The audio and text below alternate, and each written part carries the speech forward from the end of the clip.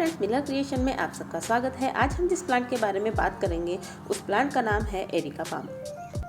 तो areca palm एक indoor plant है और ये देखने में बेहद खूबसूरत लगता है, तो आप इसे अपने घर के होम डेकोर के रूप में भी यूज़ कर सकते हैं। अगर आप बिगनर हैं और आप अपने घर में एरिका पाम लगाना चाह रहे हैं और बाजार से लेकर आए हैं, तो सबसे पहले आप इसकी जो ज़रूरी बातें हैं वो आप जान लेंगे तो आपका जो एरिका पाम है वो ख़राब नहीं होगा।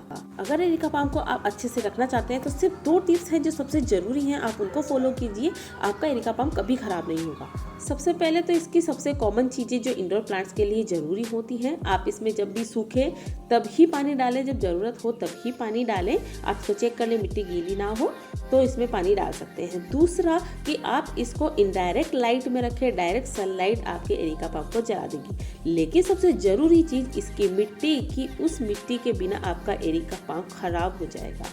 तो उसके लिए ज़रूरी है कि आप अपने एरिका पाम को डायरेक्ट मिट्टी में लगाइए, उसमें आपको कुछ भी मिक्स करने की ज़रूरत नहीं है। अगर आपके यहाँ की मिट्टी ज़्यादा चिकनी है तो आप उसमें थोड़ा सा सैंड मिक्स कर सकते हैं, मीन्स जो रेत या बजरी होती है वो मिक्स कर सकते हैं। इसके अलावा आप अपनी मिट्टी में कुछ भी मिक्स मत करिए, तभी आपका जो एरिका पाम है वो प्रॉपर लग पाएगा।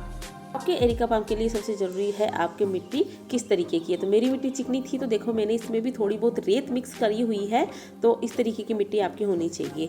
तो जो ये एरिका पाम है इसके अंदर मैंने एक ब्रांच निकाल के लगाया था। तो देखिए इसमें जब स्टार्टिंग था तो इसमें 3 ही लीफ थी और अब देखिए इसमें नई लीव्स भी बनने लगी हैं। जो स्टार्टिंग वाली लीफ है ये छोटी वाली थी और उसके बाद में अच्छी ग्रोथ के बाद में ये देखिए ये जो लीव्स है ये इससे भी बड़ी निकली हुई हैं। तो अगर आपकी मिट्टी और इसका एटमॉस्फेयर प्रॉपर होगा तो आपका जो एरिका पाम है वो इसी तरीके से ग्रोथ करेगा। सेकंड जो ज़रूरी टिप्स है आपके एरिका पाम के लिए, सबसे ज़रूरी वो है आपके एरिका पाम का एटमॉस्फेयर।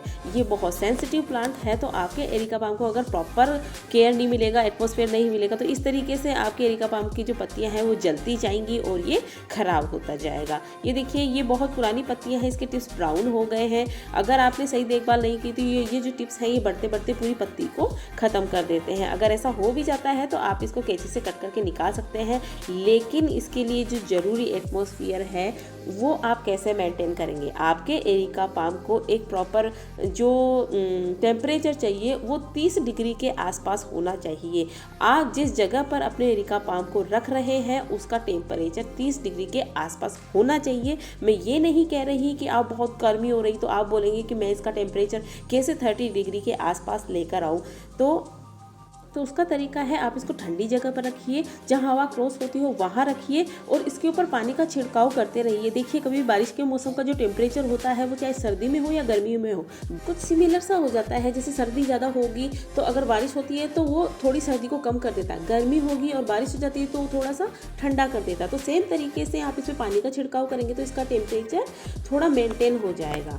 या फिर आप एरिका पाम को अपने दूसरे प्लांट्स के बीच में रखिए, ताकि उनके बीच में रहने से और पानी देने के बाद जो मॉइस्चर वाला एनवायरनमेंट है वो इसके लिए बेस्ट होता है। तो आप इसमें 30 डिग्री का जो टेम्परेचर है वो और आप इसकी मिट्टी, 2 चीज़ आप मेंटेन कर लीजिए, आपका एरिका पाम कभी खराब नहीं होगा। तो आप अपने एरिका पाम को हेल्दी रखने के लिए सिर्फ ये 2 टिप्स को फॉलो कर लीजिए। अगर आपको मेरी ये जानकारी अच्छी लगी हो तो वीडियो को लाइक ज़रूर कीजिएगा। मिलते हैं नेक्स्ट वीडियो में, बाय बाय।